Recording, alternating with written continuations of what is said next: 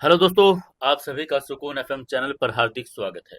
अगर आप पहली बार आए हैं तो चैनल को सब्सक्राइब कर लें। और आज मैं आपके लिए एक बहुत ही अच्छी गुड न्यूज अनाउंस करने जा रहा हूं। जो भी हमारे व्यूवर्स में से 100 शेयर इस वीडियो के करेगा और हमारे पास स्क्रीनशॉट लेकर भेजेगा, तो हम उसके लिए एक बहुत ही अच्छा सा गिफ्ट भेजेंगे। और आप लोग अपने स्क्रीनशॉट को हमारे जो स्क्रीन के ऊपर नंबर दिया गया है उसको ऊपर भेज सकते हैं। हमारा फोन नंबर है 8529900431। कम से कम 30 शेयर का ऑफर है। और उसके बाद जितना ज्यादा आप शेयर करके स्क्रीनशॉट भेजेंगे उतना ही बड़ा आपके लिए गिफ्ट तैयार किया जाएगा। ये मेरा आपसे पक्का वादा है। तो सभी लोग आज जरूर से जरूर शेयर करके जो सामने ऊपर नंबर है 8529900431 पर भेजें स्क्रीनशॉट को। और हम आपके लिए आपके ही नंबर आपके एड्रेस पर गिफ्ट भेजेंगे। चलिए आज के पार्ट नंबर 3 में आपका मैं फिर से स्वागत करता हूं। शुरू करते हैं कहानी। ग्रैंड ओल होटल के उस खौफनाक और दिल दहला देने वाले वाकये के साथ मेहता मैंशंस में फिजाएं पूरी तरह से बदल चुकी थी। जो घर पहले एक खामोश समझौते और अनकही दुनिया का गवाह था, वो अब एक बड़ा खूबसूरत, पवित्र और गहरे प्रेम के रंग में रंग चुका था। फलक और एकलव्य के बीच जो बर्फ की मोटी दीवार थी, वो हमेशा के लिए पिघल चुकी थी। अब उनके बीच कोई गलतफहमी, कोई शक या कोई पर्दा नहीं था। सुबह की किरणें जब मेहता मैंशन की खिड़कियों से अंदर आती, तो अब वे एकलव्य के गेस्ट रूम में नहीं, बल्कि फलक के साथ उसके मास्टर बेडरूम में पाती थी। दोनों के बीच प्यार अब सिर्फ इजहार तक सीमित नहीं था, बल्कि वो उनके हर एक छोटे बड़े एहसास में बसने लगा था। एकलव्य अब पूरी सुबह जल्दी उठता था, लेकिन अब वो अकेला नहीं था। फलक, जो कभी देर तक सोने की आदी थी, अब एकलव्य के सीने पर सिर रखकर सोने में जो सुकून पाती थी, वो उसे दुनिया के किसी भी दौलत में नहीं मिला था। जब एकलव्य उसे प्यार से जगाता, तो फलक की नींद से भरी आंखें सबसे पहले अपने पति का चेहरा तलाशती थी। ऐसे ही शाम बालकनी में कॉफी पीते हुए फलक ने एकलव्य के कंधे पर सिर रखकर कहा, तुम्हें पता है, मैं अब भी कभी कभी सोचती हूँ कि अगर उस दिन मैं सही समय पर होटल नहीं पहुंचती तो क्या होता। तभी आगे से एकलव्य ने बहुत ही नरमी से फलक के बालों को सहलाकर जवाब देकर कहा, जो होना था वो हो चुका है फलक। तुमने मुझे बचा लिया, और सबसे बड़ी बात, उस एक हादसे ने हमें एक दूसरे के सच से रूबरू करवा दिया। अब हमारे बीच कोई झूठ भी नहीं है। दोनों की इस नजदीकी महज शारीरिक या नहीं थी, बल्कि उन आत्माओं का एक साथ जोड़ हो चुका था। एकलव्य ने फलक को अपना वो अतीत बता दिया था, जो उसने आज तक किसी से साझा भी नहीं किया था। अनाथालय की वो सर्द रातें, दोस्तों का मजाक और अकेलेपन का वो दर्द, उसे हमेशा के लिए अंदर अंदर जो खा रहा था।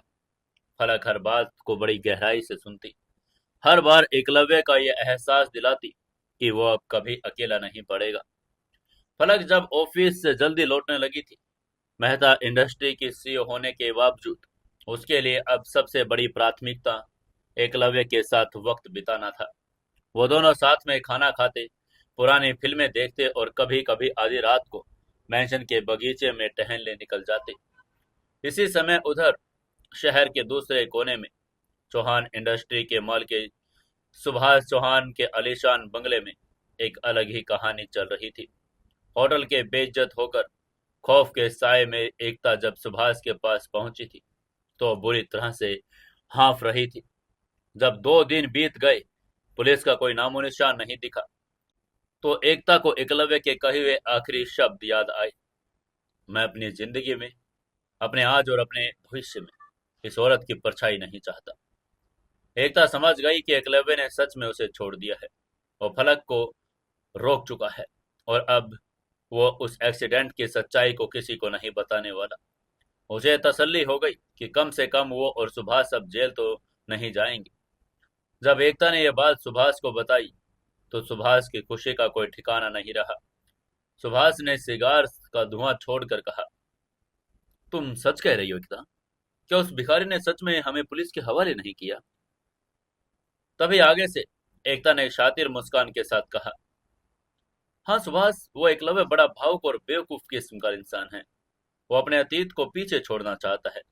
उसने फलक को रोक दिया। अब हमें मेहता परिवार या पुलिस से कोई खतरा नहीं। वो एक्सीडेंट की रात का राज हमेशा के लिए दफन हो चुका है। उसकी ये बात सुनकर सुभाष ने एक गहरी राहत की सांस ली।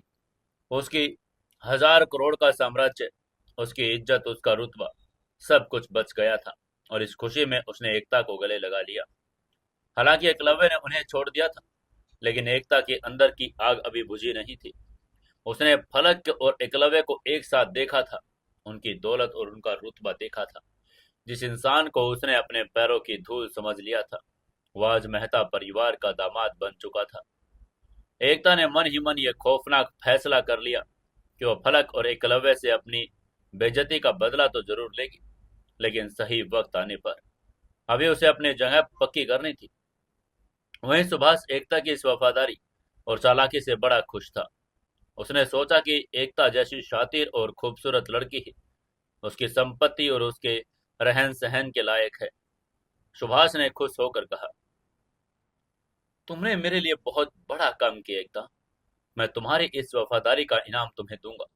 हम कल ही शादी कर रहे हैं, बिना किसी शोर शराबे के, एक प्राइवेट इवेंट में। उसकी ये बात सुनकर एकता की आंखों में खुशी आ गई। आखिरकार उसका वो सपना सच होने जा रहा था, जिसके लिए उसने एकलव्य को धोखा दिया था, जिसके लिए उसने एक बेगुनाह की जान जाने का राज छुपाया था। और चौहान इंडस्ट्री की मालकिन बनने वाली थी।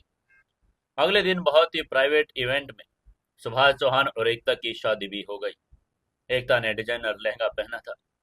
उसके गले में करोड़ों का हीरे का हार चमक रहा था। वो मन ही मन अपनी किस्मत पर इतरा रही थी।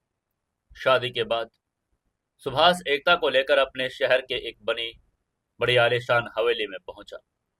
यह हवेली किसी महल से कम नहीं थी। एकता जब अंदर दाखिल हुई तो वहां की सजावट, नौकर चाकर और वैभव देखकर उसकी आंखें फटी की फटी रह गई। तभी सुभाष ने मुस्कुराकर कहा, अब से ये सब तुम्हारा है एकता। तभी हवेली की पुरानी आया सीढ़ियों से नीचे उतरी। उसकी गोद में एक छोटा सा बड़ा प्यारा 5-6 महीने का बच्चा था। बच्चा अपनी बड़ी बड़ी आंखों से इधर उधर देख रहा था और अपने हाथ पैर मार रहा था। सुभाष ने आगे बढ़कर उस बच्चे को दाई के हाथों से ले लिया। उसके चेहरे पर एक बहुत ही अजीब सी ठंडी मुस्कान थी। वो एकता के पास आया और बिना कुछ कहे उस छोट बच्चे को एकता की गोद में थमा दिया। एकता अचानक हुई इस घटना से पूरी तरह हैरान रह गई। बच्चे का वजन उसकी गोद में आते ही वो सकपका गई। उसने कभी किसी छोटे बच्चे को इस तरह नहीं पकड़ा था।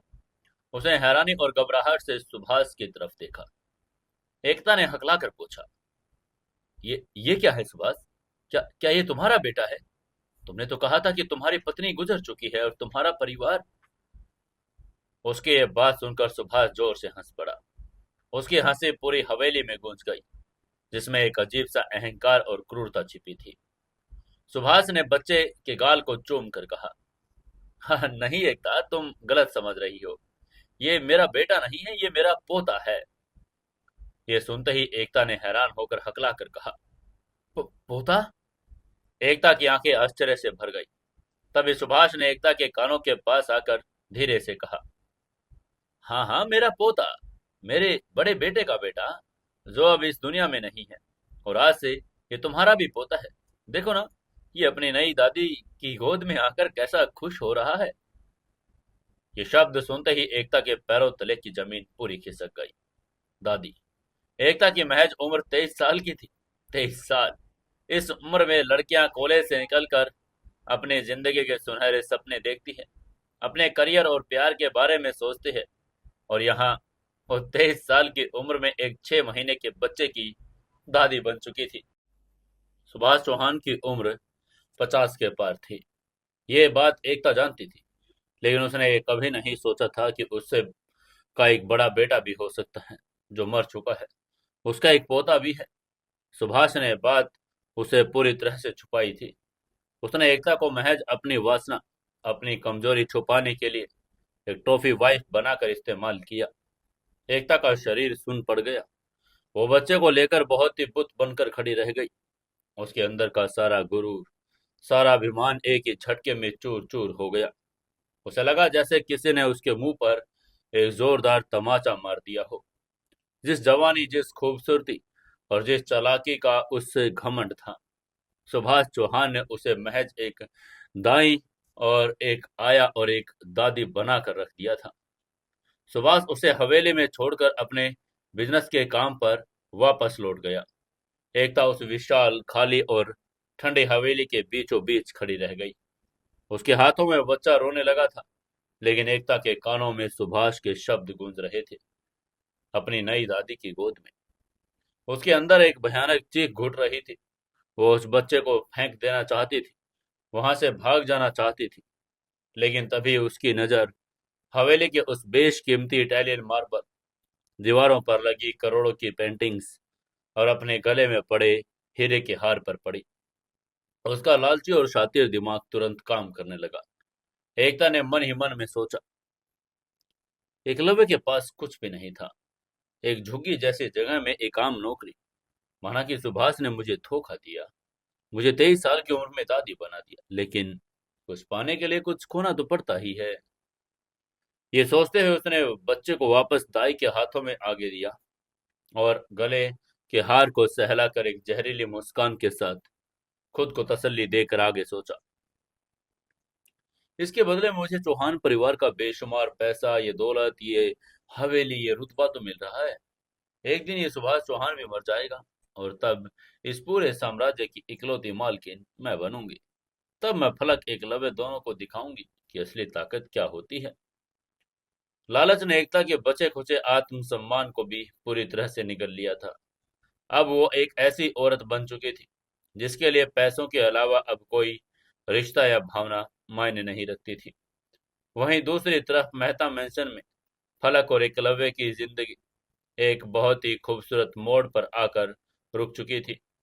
वो दोनों अब सिर्फ पत्नी पत्नी नहीं, बल्कि एक दूसरे के सबसे अच्छे दोस्त और सबसे बड़े राजदार बन चुके थे। एकलव्य की कमजोरी अब पूरी तरह से दूर हो चुकी थी। अच्छे खान पान, फलक के अथाह प्यार और बेहतरीन मेडिकल केयर की वजह से अब वो पहले से ज्यादा स्वस्थ और आकर्षक हो गया था। एक रात जब वो अपने दोनों कमरों में बैठे हुए थे, बाहर तेज बारिश हो रही थी। बातचीत का रुख अचानक अतीत की तरफ मुड़ गया। फलक ने एक बहुत ही गंभीरता से कहा, तुम्हें पता है एकलव्य, जब तुम उस दिन होटल में एकता को पुलिस के हवाले करने से रोक रहे थे तो मैं बड़े गुस्से में थी। मुझे लगा था कि तुम आज भी उस धोखेबाज औरत के लिए हमदर्दी रखते हो। उसकी यह बात सुनकर आगे से एकलव्य ने फलक का हाथ अपने हाथ में लिया और उसकी आंखों में गहराई से देखकर कहा, मेरे दिल में उसके लिए हमदर्दी का एक कतरा भी नहीं फलक। मैंने उसे सिर्फ इसलिए छोड़ा क्योंकि मैं उस वक्त तुम्हारी जान, हमारी नई शुरुआत को किसी भी अदालत कीचड़ में नहीं घसीटना चाहता था। वो वक्त हमारे लिए बड़ा नाजुक था। ये कहते हुए एकलव्य थोड़ा रुका। उसकी आंखों में अब एक ठंडी और मजबूत आग जल रही थी। उसने थोड़ा रुक कर आगे कहा, लेकिन इसका मतलब ये नहीं है कि मैंने सुभाष चौहान और एकता को माफ कर दिया। उसकी ये बात सुनकर फलक ने हैरानी से एकलव्य को देखा। तभी एकलव्य ने भारी आवाज में कहा, उस एक्सीडेंट वाली रात जब मैंने उस अजनबी आदमी को उस गाड़ी के सामने खून से लथपथ देखा था, तो उसकी आंखों में एक ऐसी तड़प थी जिसे मैं आज तक नहीं भूल पाया हूँ। वो कोई कीड़ा मकोड़ा नहीं था, वो एक इंसान था। शायद उसका भी कोई परिवार होगा, कोई उसका इंतजार कर रहा होगा। सुभाष चौहान ने शराब के नशे में उसे मार डाला और एकता ने चंद रुपयों के लालच में उस कातिल को बचा लिया। यह सिर्फ मेरे साथ धोखा नहीं था, उस बेगुनाह इंसान के खून के साथ भी धोखा था। तभी फलक ने एकलव्य के हाथ को कसकर पकड़ लिया। वहीं एकलव्य ने दृढ़ निश्चय के साथ आगे कहा, और मैं उस बेगुनाह के खून को ऐसे बेकार नहीं जाने दूंगा फलक। हम सुभाष चौहान और एकता का असली चेहरा सबके सामने लाकर आएंगे। हम उन्हें उस अपराध की सजा दिखा दिलवाएंगे जो उन्होंने किया है। उसकी यह बात सुनकर फलक के चेहरे पर एक फक्र और इज्जत से भरी मुस्कान आ गई। उसे इसी एकलव्य से प्यार था, जो अंदर से मोम जैसा नर्म था, लेकिन गलत के खिलाफ लोहे जैसा सख्त भी था। इसलिए फलक ने कसम खाकर कहा, हम दोनों मिलकर उन्हें सजा दिलवाएंगे एकलव्य। मेरी मेहता इंडस्ट्री की सारी ताकत तुम्हारे साथ है, हम उन्हें बर्बाद कर देंगे। लेकिन दोनों के सामने एक बहुत बड़ी और गंभीर समस्या थी, जिसकी वजह से एकलव्य ने हताशा से कहा, लेकिन हमारे पास कोई सबूत नहीं है फलक। उस रात पुलिस ने जो भी सबूत इकट्ठा किए थे, सुभाष चौहान ने उन्हें पैसों के दम पर मिटा दिया। यहाँ तक कि उस चौराहे के सीसीटीवी फुटेज भी गायब कर दिए। हालांकि जसराज दादाजी ने अपने प्राइवेट जासूसों से पता लगा लिया था, लेकिन वो सबूत अदालत में टिकने वाले नहीं हैं। अगर हम बिना कोई ठोस सबूत के चौहान इंडस्ट्री के मालिक पर इल्जाम लगाएंगे, तो उल्टा वो हम पर मानहानि का केस ठोक देगा। उसकी यह बात सुनकर फलक ने बड़े ही गहराई से सोचकर कहा, तुम सही कह रहे हो। सुभाष चौहान कोई आम आदमी भी नहीं है। हमें उसे और एकता को उनके ही जाल में फंसाना होगा। हमें कोई ऐसी चालाकी करनी होगी कि वो खुद अपना जुर्म कबूल कर लें, या कोई ऐसा सबूत छोड़ दें जिसे हम अदालत में पेश कर सकें। लेकिन इसमें बहुत रिस्क है, हमें बहुत संभल कर चलना होगा। दोनों ने मिलकर तय कर लिया कि अब खामोशी से अपना जाल बिछाएंगे और बाहर से बिल्कुल सामान्य दिखेंगे, ताकि सुभाष और एकता को लगे कि वो सुरक्षित है, लेकिन अंदर ही अंदर वो उस एक्सीडेंट के हर एक तार को वापस जोड़ने की कोशिश करेंगे। समय अपनी गति से आगे बढ़ रहा था। फलक दिन भर मेहता इंडस्ट्री में काम संभालती, एकलव्य घर पर रहकर किताबें पढ़ता, फलक का इंतजार करता और उस एक्सीडेंट के बारे में रिसर्च करता। लेकिन कुछ हफ्तों से एकलव्य के अंदर एक अजीब सी बेचैनी घर करने लगी थी। एकलव्य जन्म से ही एक मेहनती खुददार इंसान रहा था। उसने अनाथालय से निकलकर अपनी पढ़ाई पूरी की थी, छोटी मोटी नौकरियां भी की थी, अपने बलबूते पर अपना गुजारा किया था, और उसे किसी और के पैसों पर जीने की आदत नहीं थी। माना कि अब शहर के सबसे अमीर परिवार का वो दामाद था। माना कि फलक उसे बेइंतहा प्यार करती थी। मेहता मैंशंस की दौलत उसके कदमों में थी, और अब उसे अब किसी पैसों पर जीने की जरूरत भी नहीं थी। माना कि उस शहर के सबसे अमीर परिवार का दामाद था। माना कि फलक वो नहीं चाहता था कि दुनिया उसे महज फलक मेहता के पति के रूप में जाने। वो ये भी नहीं चाहता था कि लोग ये कहे कि उसने दौलत के लिए एक अमीर लड़की से शादी की है और अब मुफ्त की रोटियां तोड़ रहा है। एक दिन रविवार की शाम को जब फलक और एकलव्य मैंशन के खूबसूरत लॉन में बैठकर चाय पी रहे थे, एकलव्य ने अपने दिल की बात फलक के सामने रखने का फैसला किया। एकलव्य ने चाय का कप मेज पर रखकर गंभीर स्वर में कहा, फलक, मुझे तुमसे कुछ जरूरी बात करनी है। तभी आगे से फलक ने अपनी फाइल बंद की और पूरी तरह से एकलव्य की तरफ ध्यान देने लेकर मुस्कुराते हुए कहा, बोलो ना, क्या बात है? तुम इतने सीरियस क्यों लग रहे हो? आगे से एकलव्य ने गहरी सांस ली, फलक की आंखों में देखकर कहा, मैं जॉब करना चाहता हूँ फलक। ये सुनते ही फलक एक पल के लिए हैरान रह गई। उसने हैरानी भरे स्वर में कहा, जॉब? लेकिन क्यों एकलव्य? क्या तुम्हें घर में कोई परेशानी है, या तुम्हें कुछ चाहिए जो मैंने? लेकिन इससे पहले कि अपनी बात पूरी कर पाती, एकलव्य ने उसे बीच में टोक कर कहा, नहीं नहीं, ऐसा बिल्कुल नहीं है। तुमने मेरे लिए दुनिया की हर खुशी दी फलक। तुमने मुझे वो प्यार और परिवार भी दिया जिसके लिए मैं पूरी जिंदगी तरसा हूँ। लेकिन मैं एक मर्द हूँ फलक, और मेरा एक अपना स्वाभिमान है। ये कहते हुए एकलव्य अपनी कुर्सी से उठा और रोड में टहलने लगा। उसने इधर उधर चक्कर काटते हुए आगे कहा, मैं अनाथालय में पला बड़ा हूँ। मैंने बचपन से यही सीखा है कि इंसान की असली पहचान उसकी अपनी मेहनत और अपने पसीने से बनती है। मैं नहीं चाहता कि दुनिया मुझे सिर्फ मेहता ग्रुप की सीईओ के पति के तौर पर जाने। मैं नहीं चाहता कि मेरी कोई अपनी पहचान न हो। मुझे ऐसा लगता है जैसे मैं किसी सोने के पिंजरे में कैद हूँ, जहां मुझे दाना पानी तो बहुत अच्छा मिल रहा है, लेकिन मेरे पंखों पर ताकत खत्म हो रही है। उसने वापस मुड़कर फलक की ओर देखा। उसकी आंखों में एक अजीब सी चमक और आत्मविश्वास था। उसने फलक की आंखों में देखकर आगे कहा, मैं अपने दम पर कुछ करना चाहता हूँ फलक। मैं शुरुआत से बिल्कुल नीचे से शुरू करना चाहता हूँ। मैं चाहता हूँ कि मैं सुबह उठकर काम पर जाऊँ, मेहनत करूँ और महीने के आखिर में जो सैलरी मुझे मिले, मेरे अपने पसीने की कमाई हो। मैं तुम्हें अपनी पहली सैलरी से कोई तोहफा देना चाहता हूँ। क्या तुम मुझे मेरी बात को समझ रही हो? आगे से फलक ने एकलव्य की इस बात को बहुत ही गहराई और आदर के साथ सुना। किसी भी अन्य अमीर लड़की के लिए बात शायद अपमानजनक होती। शायद वो कहती कि मेरी इतनी बड़ी कंपनी है, तुम उसमें डायरेक्टर बन जाओ। लेकिन फलक एकलव्य को बहुत अच्छी तरह जानती थी। वो जानती थी कि इंसान अगर सोना भी छू ले, तो वो सोने को नहीं बल्कि अपनी मेहनत को महत्व देगा।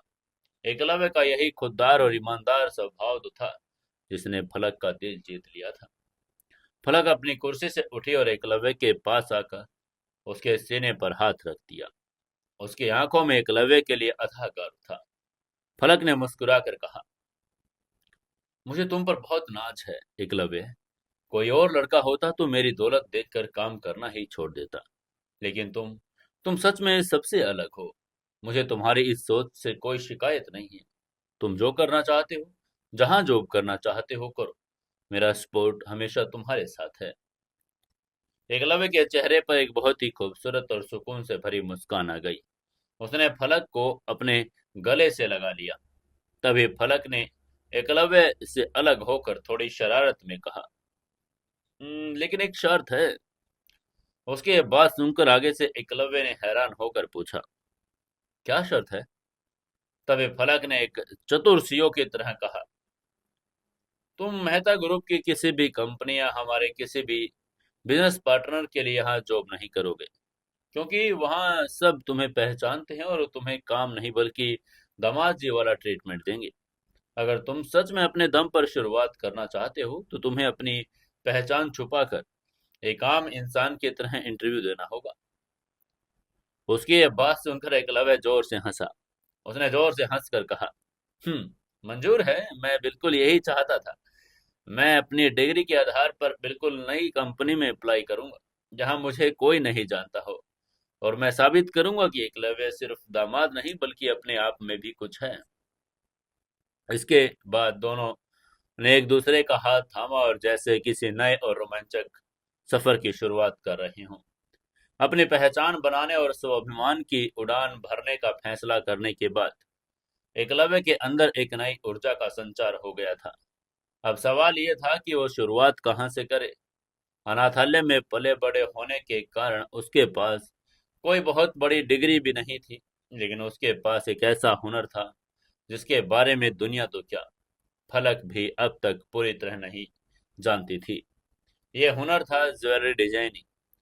बचपन में जब अनाथालय के दूसरे बच्चे खेलते थे, तब एकलव्य मिट्टी के तार और रंग बिरंगे पत्थरों को जोड़कर कुछ न कुछ नया आकार देता रहता था।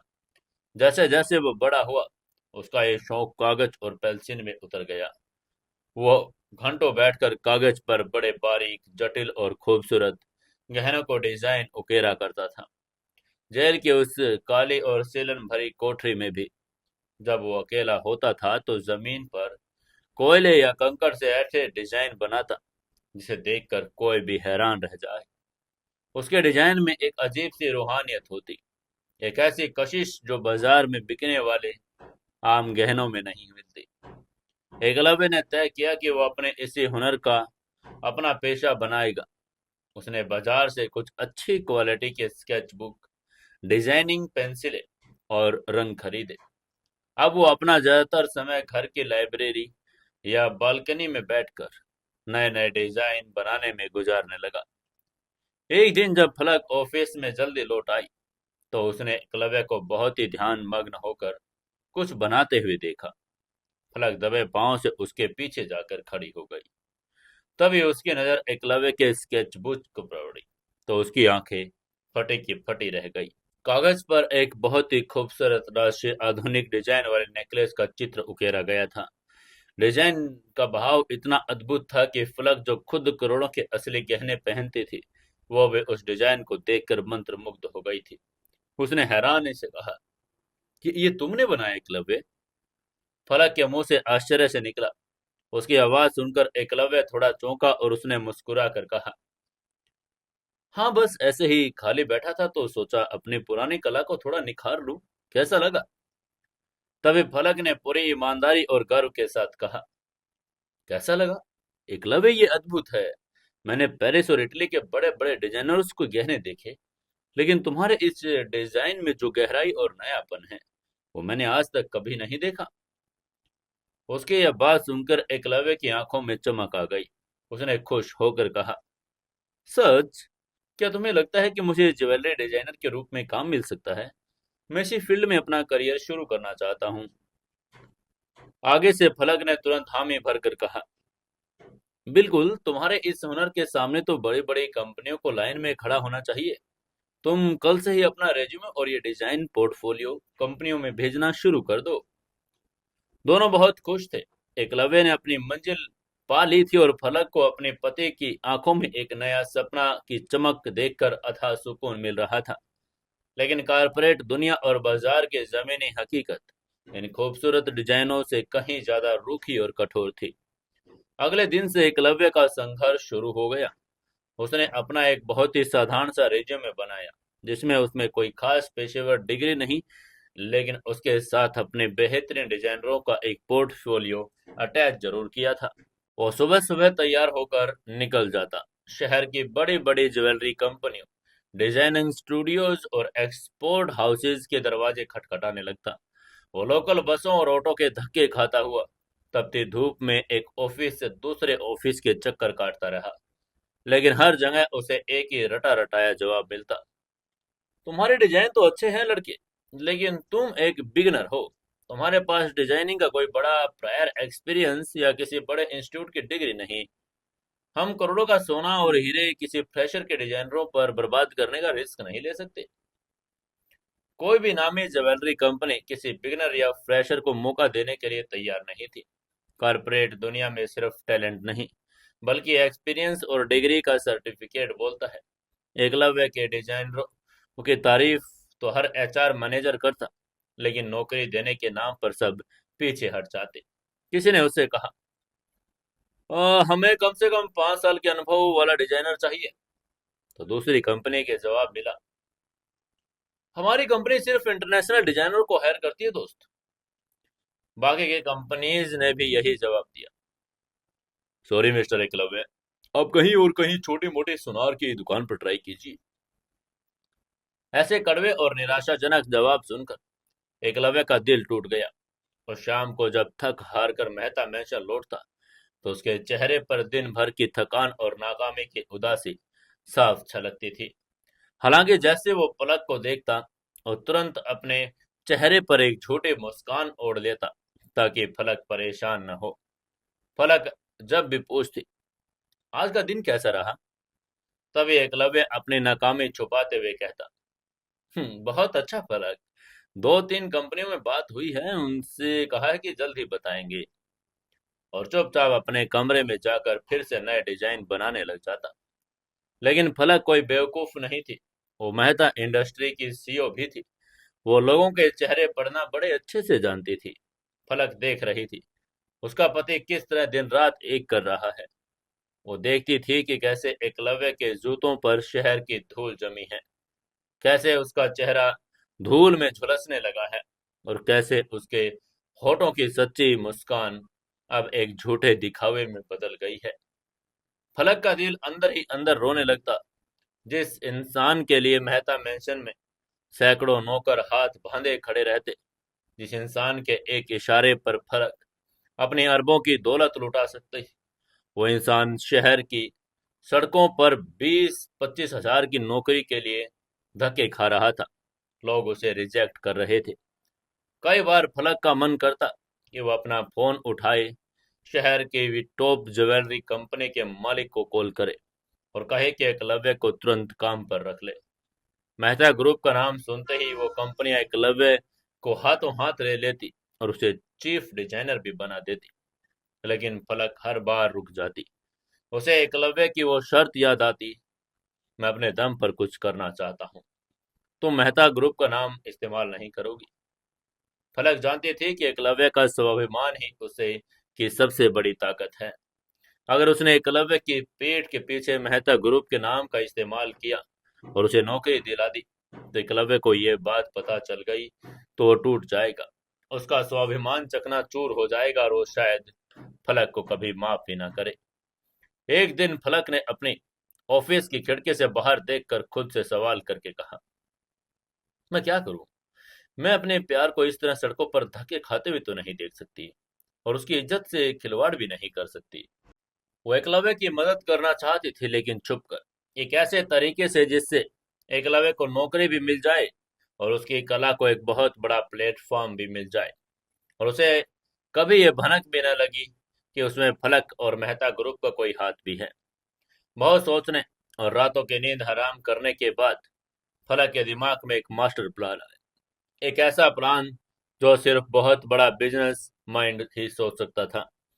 उसने तय किया कि अगर बाजार की कोई कंपनी एकलव्य को मौका ही नहीं दे रही, तो वो एक पूरी की पूरी कंपनी खरीद लेगी।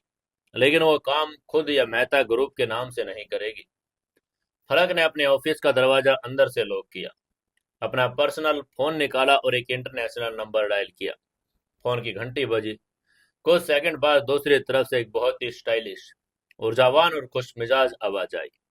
उधर से किसी लड़की ने कहा, है गॉर्जियस, मेहता ग्रुप की नई सीईओ साहिबा को आज लंदन की अपने इस गरीब दोस्त की याद कैसे आई? ये फलक की बचपन की सबसे अच्छी और सबसे भरोसेमंद दोस्त दीक्षा थी।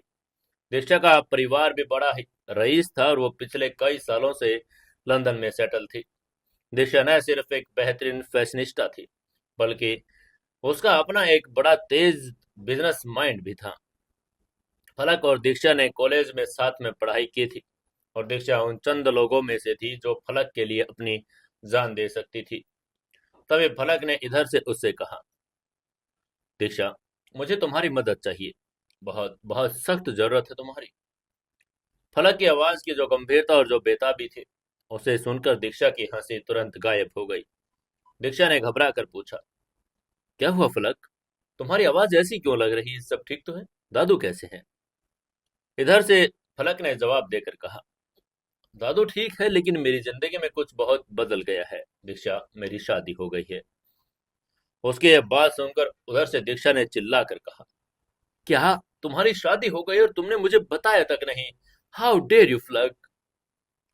तभी उधर से फलक ने उसको शांत करवाने की कोशिश करके कहा, मैं तुम्हें सब तफसील से बताऊंगी दीक्षा, बहुत लंबी कहानी और दर्दनाक भी है, लेकिन अभी इस वक्त मुझे तुम्हारी जरूरत है। मुझे मेरे पति एकलव्य के लिए एक बहुत बड़ा काम करना है और मैं ये काम अपने नाम से नहीं कर सकती। फलक ने दीक्षा को सारी कहानी डिटेल में बताई। उसने बताया कि कैसे एकलव्य ने उसे बोन मैरो देकर नई जिंदगी दी और कैसे वो दोनों करीब आए। कैसे अब एकलव्य अपने स्वाभिमान के लिए सड़कों पर ज्वेलरी डिजाइनर की जॉब के लिए भटक रहा है। फलक ने एक सीईओ वाले अधिकार और एक दोस्त की गुजारिश के साथ कहा, दीक्षा, मैं चाहती हूँ कि तुम अभी के अभी अगली ही फ्लाइट से लंदन छोड़कर इंडिया वापस आ जाओ। उसकी ये बात सुनकर उधर से दीक्षा ने हैरानी से पूछा, इंडिया? लेकिन मुझे वहां आकर क्या करना है? तभी फलक ने उसको अपना प्लान बताकर कहा, तुम्हें यहाँ आकर दिल्ली की कोई भी एक नामचीन और बड़ी एस्टेब्लिश्ड ज्वेलरी कंपनी खरीदनी है। पैसों की चिंता मत करना, जितने करोड़ लगेंगे सारा फंड मैं मेहता ग्रुप के सीक्रेट अकाउंट से तुम्हें ट्रांसफर कर दूंगी। कंपनी पूरी तरह से तुम्हारे नाम पर होगी, तुम उसकी मालकिन होगी। एकलव्य को कभी ये पता नहीं चलना चाहिए कि इस कंपनी के पीछे मेरा पैसा लगा है। और कंपनी खरीदने के बाद तुम्हें एकलव्य को उस कंपनी में एक चीफ डिजाइनर के तौर पर हायर करना है। उसकी यह बात सुनकर दीक्षा फोन में उस पार पूरी तरह से सुन रह गई। अपने दोस्त के पति को नौकरी दिलाने के लिए एक पूरी की पूरी नामचीन ज्वेलरी कंपनी खरीद लेना, यह पागलपन था। यह था दौलत और उससे भी अथाह प्यार का एक ऐसा सबूत था जिसे सुनकर दीक्षा की आंखें भीग गई। इसलिए दीक्षा ने भावुक होकर कहा, ओ माय गॉड फलक, तुम उस लड़के के लिए सच में पागलों की तरह प्यार करने लगी हो। तुम्हारे इस प्यार और तुम्हारे पति के उस महान स्वाभिमान के लिए मैं कुछ भी कर सकती हूँ। तभी फलक ने उम्मीद से पूछा, तो फिर तुम आ रही हो? उधर से दीक्षा ने पूरी दृढ़ता के साथ कहा, तुम फंड्स रेडी रखो डार्लिंग, मैं अपनी पैकिंग कर रही हूँ, कल सुबह की पहली फ्लाइट से मैं दिल्ली पहुंच रही हूँ। उसकी यह बात सुनकर फलक के चेहरे पर कई दिनों के बाद एक सच्ची और गहरी मुस्कान आ गई। उसने फोन काटा और अपनी कुर्सी पर पीछे की तरफ सिर टिकाकर एक राहत की सांस लेकर खुद से कहा, अब तुम्हें तुम्हारी मंजिल मिल जाएगी एकलव्य। तुम्हारा स्वाभिमान भी बिल्कुल सुरक्षित रहेगा। अगले ही दिन दीक्षा लंदन से दिल्ली इंदिरा गांधी इंटरनेशनल एयरपोर्ट पर उतर गई। अपने डिजाइनर सनग्लासेस और एक महंगा कोट, हाई हील्स उसने पहनी थी।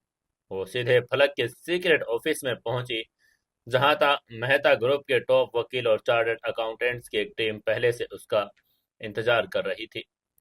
तभी फलक ने उसे गले लगाकर कहा, वेलकम बैक दीक्षा। दीक्षा ने सीधे बिजनेस की बात शुरू करके कहा, लव यू टू पगल लड़की, अब बताओ शिकार कौन सा है?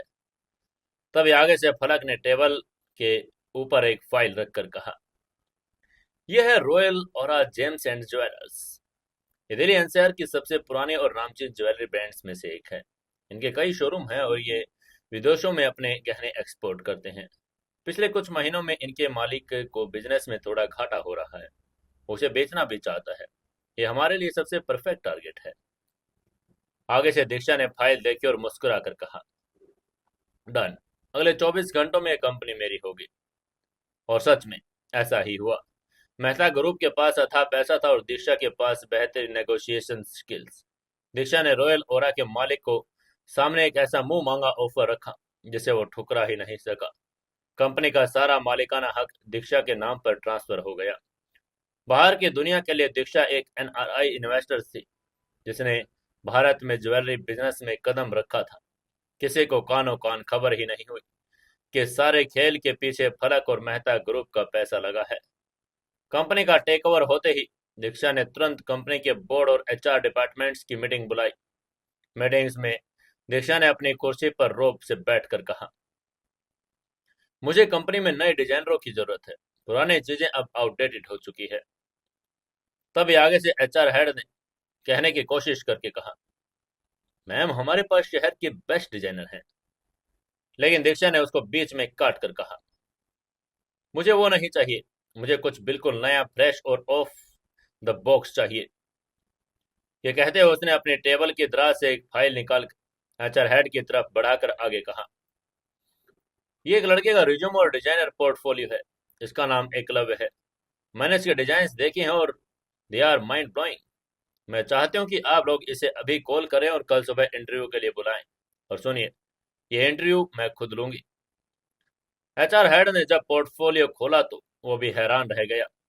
डिजाइन सच में इतने नायाब थे कि कोई उन्हें देखकर धोखा खा जाए कि ये किसी इंटरनेशनल डिजाइनर का काम है। एचआर ने संकोच करके कहा, लेकिन मैम ये तो बिल्कुल फ्रेशर है, इसके पास कोई एक्सपीरियंस भी नहीं। तभी दीक्षा ने उसे घूर कर सख्त लहजे में कहा, मैंने आपसे राय नहीं मांगी, मैंने आपको ऑर्डर दिया है।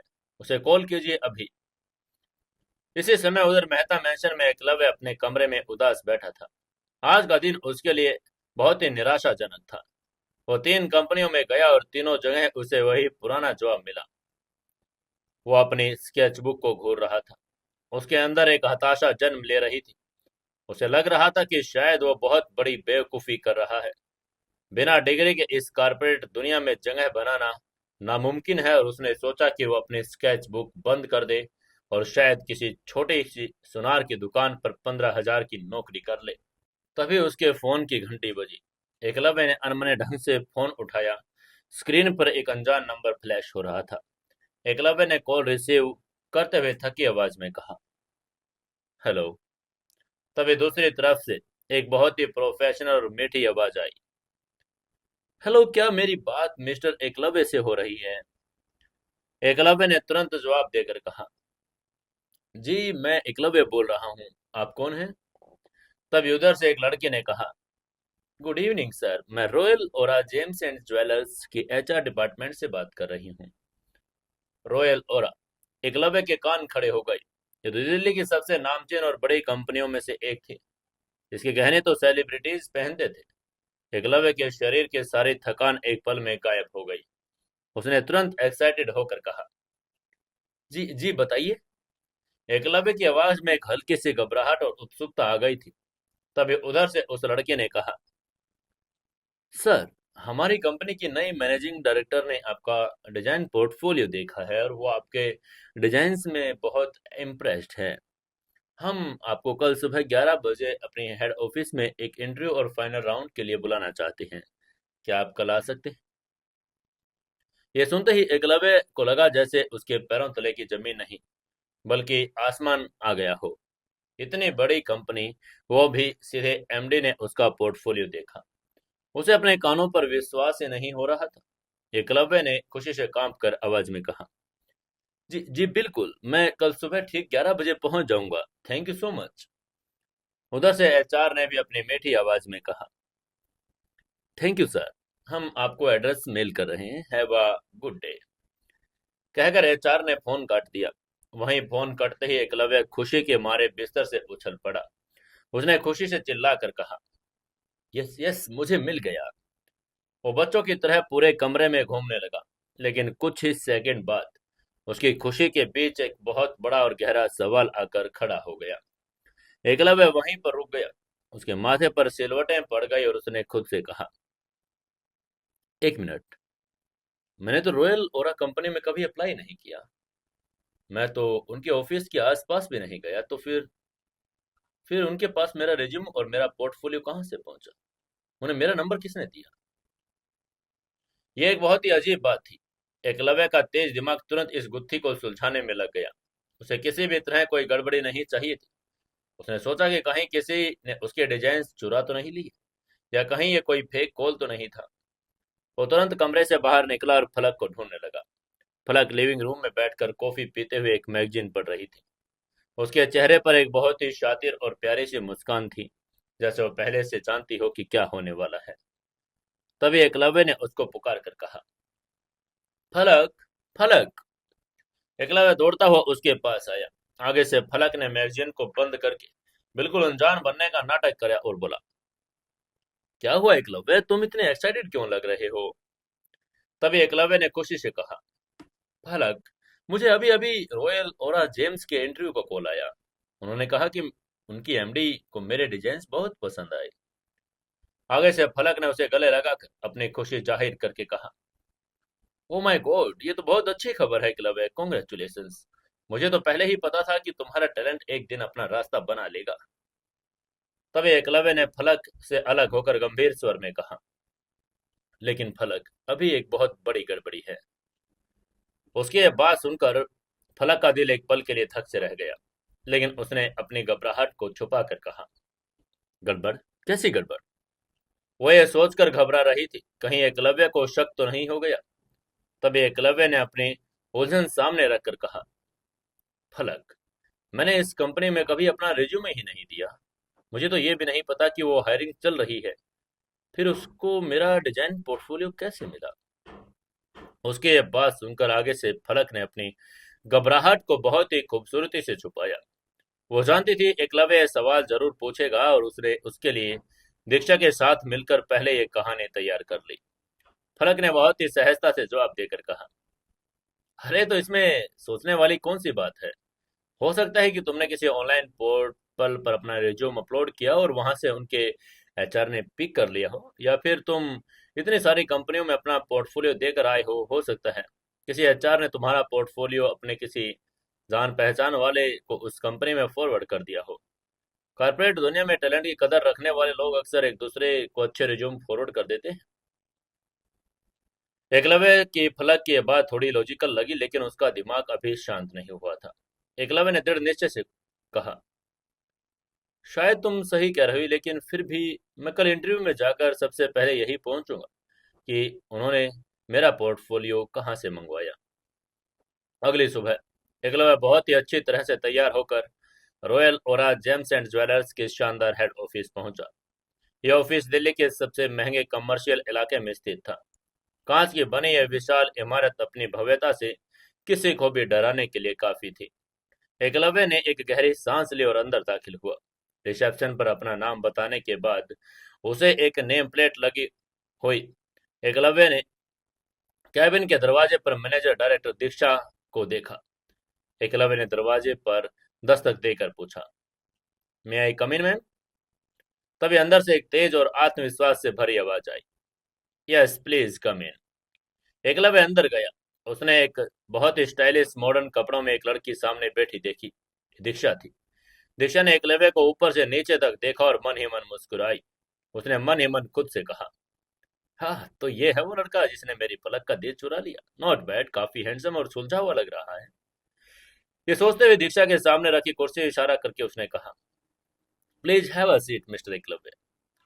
आगे से एकलव्य ने मुस्कुरा कर कहा, थैंक यू मैम। तभी दीक्षा ने उसकी फाइल खोली और सीधे काम की बात पर आकर कहा, मिस्टर एकलव्य, मैंने आपका पोर्टफोलियो देखा। मुझे आपकी डिजाइनिंग सेंस, आपकी डिटेलिंग, आभूषणों को लेकर आपका नजरिया बड़ा पसंद आया। हमारी कंपनी अब पुराने और भारी डिजाइनरों से हटकर कुछ मॉडर्न और क्लासिकल फ्यूजन बाजार में लाना चाहती है। मुझे लगता है कि आपके डिजाइन्स इस विजन में परफेक्ट रहेंगे। एकलव्य को इतनी बड़ी कंपनी के एमडी के मुंह से इतनी तारीफ सुनकर बड़ी खुशी हो रही थी, लेकिन वो अपने ही सवाल को नहीं भूला था। एकलव्य ने बहुत ही विनम्रता से कहा, thank you so much ma'am. मेरे लिए बहुत ही सम्मान की बात है कि आपको मेरा काम पसंद आया, लेकिन मैम अगर आप बुरा ना माने तो मैं आपसे एक सवाल पूछना चाहता हूँ। आगे से दीक्षा ने फाइल बंद की और अपने दोनों हाथ मेज पर रखकर कहा, श्योर पूछिए।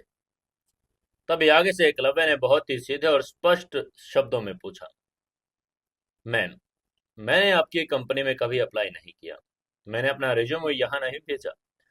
तो मैं थोड़ा हैरान हूँ कि आपको मेरा ये पोर्टफोलियो और रिज्यूमे आखिर मिला कहाँ से। ये कहते हुए उसकी आंखों में एक खोजी खबर नजर थी। वहीं दीक्षा अंदर से मुस्कुरा रही थी। फलक ने उसे पहले ही बता दिया कि एकलव्य सवाल जरूर पूछेगा और उसे क्या जवाब देना है वो ये भी तय कर चुके थे। इसलिए दीक्षा ने बहुत ही रिलैक्स्ड अंदाज में एक हल्की सी हंसी के साथ कहा, "हाँ, तो आप इस बात से परेशान हैं मिस्टर एकलव्य? आपको हैरान होने की जरूरत नहीं। दरअसल मेरी एक बहुत ही क्लोज फ्रेंड है जो दिल्ली के एक दूसरी फैशन और लाइफस्टाइल कंपनी के एचआर हेड है। कुछ दिन पहले आप वहां भी अपना पोर्टफोलियो देकर आए थे, राइट?" उसकी ये बात सुनकर एकलव्य ने याद करने की कोशिश की। हाँ, वो कई जगहों पर गया था और उसे हमें भी सिर भी हिलाना पड़ा। तभी दीक्षा ने अपनी कहानी को और मजबूत बनाकर कहा, उसे आपके डिजाइन बहुत पसंद आए थे, लेकिन उनकी कंपनी का बजट और रिक्वायरमेंट आपके प्रोफाइल से मैच नहीं कर रहा था। चूंकि मैं भी हाल में ही लंदन से वापस आई हूँ तो मैंने रॉयल ओरा को टेक ओवर किया, तो मैं कुछ नए और ब्रिलियंट डिजाइनर्स की तलाश में थी। मेरे उस फ्रेंड ने मुझे कॉल भी किया था कि दीक्षा मुझे एक ऐसा लड़का मिला है जिसके डिजाइन इंटरनेशनल लेवल के हैं, तुम एक बार उसका पोर्टफोलियो जरूर देखो। उसी ने मुझे तुम्हारा रिज्यूमे फॉरवर्ड किया था। दीक्षा की यह कहानी इतनी असली, इतनी सहज और इतनी लॉजिकल थी कि एकलव्य के दिमाग का सारा शक एक पल में खुल गया। उसे लगा कि सच में दुनिया में अच्छे लोग हैं जो टैलेंट की कद्र करते हैं और एक दूसरे की मदद भी करते हैं। एकलव्य के चेहरे पर एक बहुत ही राहत और कृतज्ञता छा गई। उसने मुस्कुरा कर कहा, ओह अब मैं समझा। मैम प्लीज आप इस अपने फ्रेंड को मेरी तरफ से बड़ा थैंक यू कहिएगा। उसने मेरी बड़ी मदद की है। तभी दीक्षा ने मन ही मन फलक को याद करके मुस्कुरा कर कहा, मैं जरूर कह दूंगी।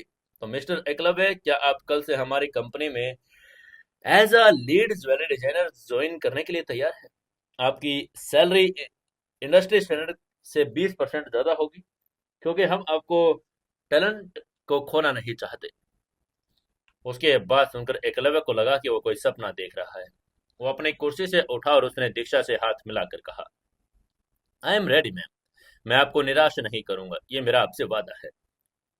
जब एकलव्य रॉयल ओरा के ऑफिस से बाहर निकला तो उसकी चाल में गजब का आत्मविश्वास था। उसने जो चाहा था वो अपने दम पर हासिल कर लिया। मतलब कम से कम उसे ऐसा ही लग रहा था। उसका स्वाभिमान आज सातवें आसमान पर था और उसे किसी की सिफारिश नहीं लेनी पड़ी। उसे मेहता ग्रुप के दामाद होने का ठप्पा भी नहीं लगाना पड़ा। उसने सबसे पहले अपना फोन निकाला और फलक को कॉल करके कहा, फलक, मुझे जॉब मिल गई, वो लीड डिजाइनर की पोस्ट पर। एकलव्य की आवाज में जो खुशी और एक्साइटमेंट थी, उसे सुनकर फलक का दिल खुशी से झूम उठा। दूसरी तरफ फलक ने अपने आंसुओं से जो खुशी और प्यार की वजह से छलक आए थे, उनको रोक कर कहा, मुझे पता था Eklavya, I am so proud of you. तब इधर से एकलव्य ने पूरी मासूमियत से बताकर कहा, और पता है फलक, तुमने सही कहा था, एचआर दुनिया में लोग सच में एक दूसरे की मदद करते हैं। किसी दूसरी कंपनी के एचआर ने मेरा पोर्टफोलियो इस कंपनी के एमडी दीक्षा मैम को फॉरवर्ड किया। दुनिया में अभी बहुत अच्छे लोग भी हैं।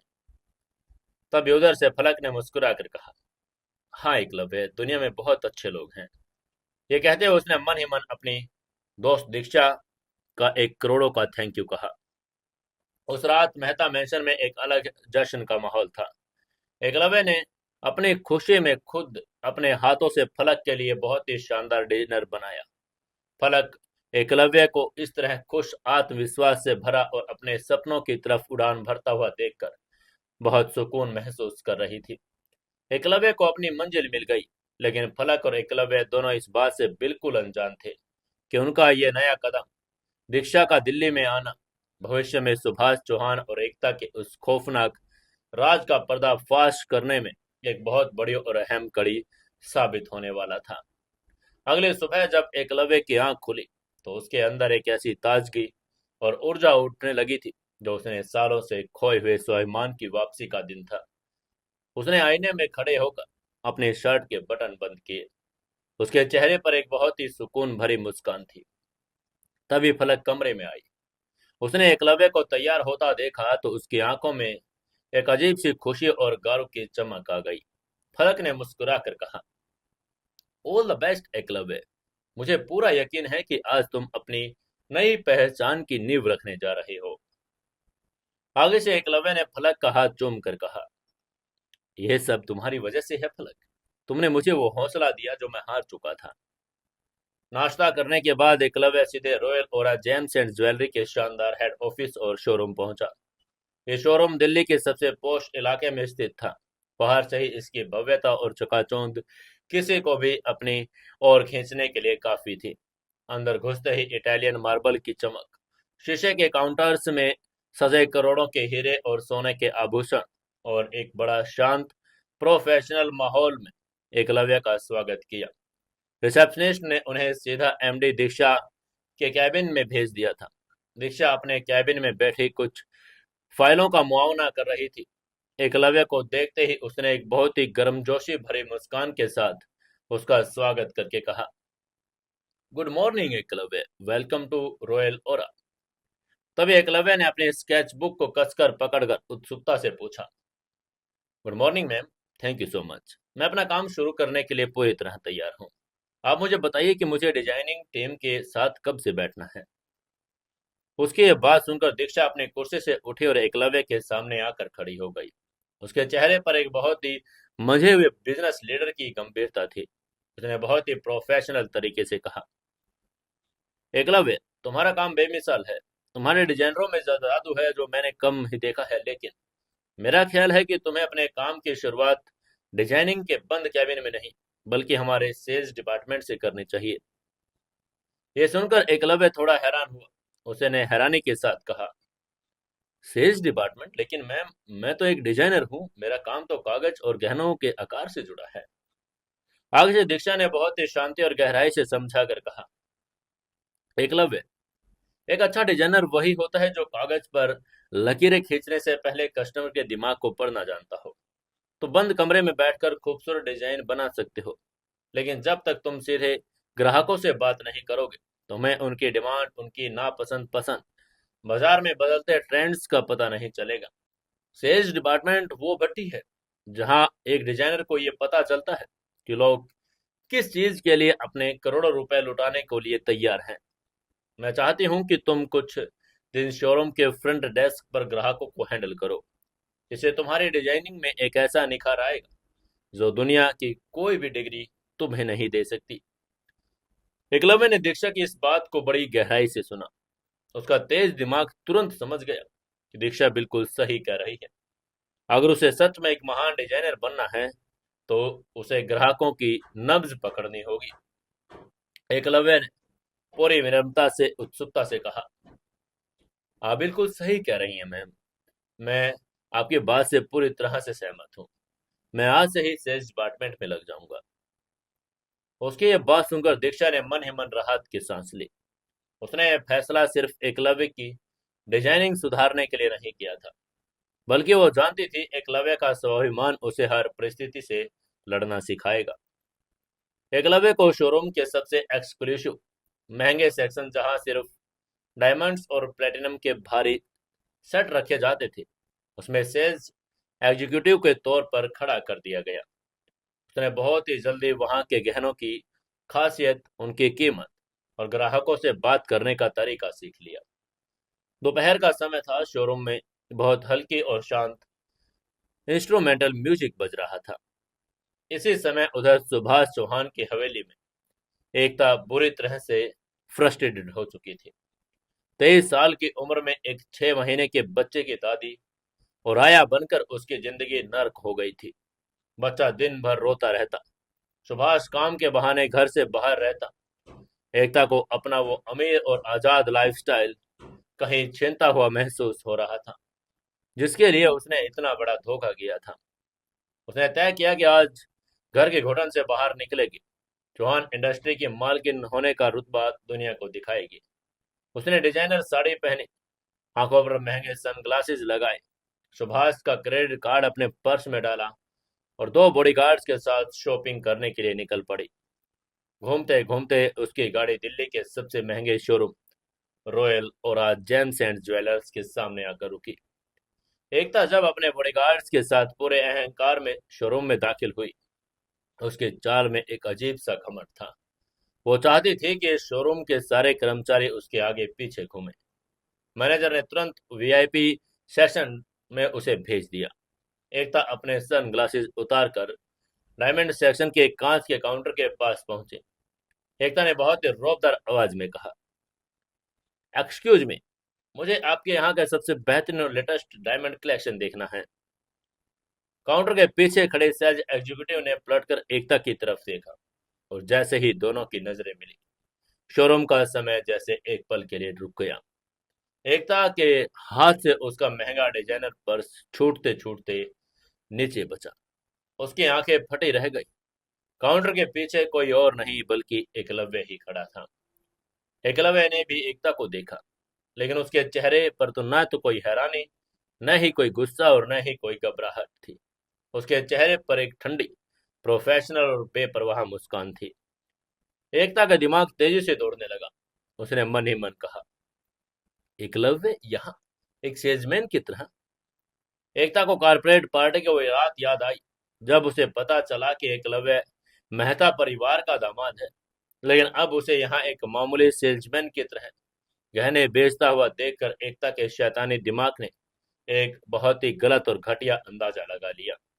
एकता ने मन ही मन सोचा, ओह, तो मेहता परिवार ने इस भिखारी की असली औकात इसे दिखा दी। जरूर फलक मेहता ने इसे घर से धक्के मार कर निकाल दिया होगा, या फिर मेहता परिवार इसे नौकरों की तरह इस्तेमाल कर रहा है। आज मौका इस भिखारी को मेरी हैसियत दिखाने का और इसे जलील करने का। ये सोचते हुए उसके चेहरे पर एक बहुत ही जहरीली और घमंडी मुस्कान आ गई। एकता अपने दोनों हाथ काउंटर पर रखकर एकलव्य की तरफ थोड़ा झुकी और बहुत ही व्यंग्यात्मक लहजे में बोली, अरे वाह एकलव्य, तुम यहाँ गहने बेच रहे हो और मुझे तो लगा कि मेहता परिवार का दामाद बनने के बाद तुम किसी महल में ऐश कर रहे होगे, लेकिन तुम्हारी औकात तो काउंटर के पीछे खड़े होकर लोगों की जी हजूरी करने की है। एकलव्य के चेहरे की मुस्कान रत्ती भर भी कम नहीं हुई। उसे एकता के इस घटियापन पर अब गुस्सा नहीं बल्कि दया आ रही थी। इसलिए उसने एक बहुत ही सदे हुए सेल्समैन की तरह जवाब देकर कहा, welcome to Royal Oram Mrs Chauhan. मैं यहाँ अपना काम कर रहा हूँ। बताइए मैं आपकी क्या मदद कर सकता हूँ। आप किस तरह के गहने देखना चाहेंगे। एकलव्य की शांत और प्रोफेशनल प्रतिक्रिया ने एकता के अहंकार को और भड़का दिया। वो चाहती थी कि एकलव्य सामने गिड़गिड़ाए, उसे देखकर डरे, लेकिन एकलव्य तो उससे एक आम ग्राहक से ज्यादा कोई भाव ही नहीं दे रहा था। एकता ने अपनी उंगलियां चटका कर कहा, मुझे तुम्हारे इस शोरूम का सबसे महंगा डायमंड सेट दिखाओ, एक ऐसा सेट जो तुमने अपनी पूरी जिंदगी में न देखा हो। एकलव्य ने चुपचाप काउंटर खोला और बहुत ही शानदार लेकिन मध्यम रेंज 10 से 15 लाख के डायमंड सेट निकालकर एकता के सामने रख दिए। एकता ने बहुत ही विनम्र लेकिन चुभने वाले लहजे में कहा, ये हमारी नई कलेक्शन है मैम, इसकी कीमत 15 लाख रुपए है। मुझे लगता है कि आपके बजट और चौहान इंडस्ट्री के वर्तमान स्टेटस के हिसाब से बिल्कुल सही रहेगा। तभी आगे से एकता ने उन गहनों को हिकारत से देखकर एक तरफ धकेल कर कहा, 15 लाख? तुम मुझे भिखारी समझ रहे हो क्या? मैं चौहान इंडस्ट्री के मालिक सुभाष चौहान की पत्नी हूँ। मुझे 15 लाख के सस्ते और घटिया डिजाइन मत दिखाओ। मैंने कहा ना कि इस शोरूम का सबसे एक्सक्लूसिव और महंगा सेट दिखाओ। एकलव्य का दिमाग बड़ी तेजी से काम कर रहा था। वो जानता था कि एकता का सबसे कमजोर बिंदु उसका लालच और उसका झूठा अहंकार है। अगर उसके अहंकार पर चोट लग जाए तो बिना सोचे समझे कुछ भी कर सकती है। एकलव्य ने अपने ट्रिगर करने में खेल शुरुआत कर दी।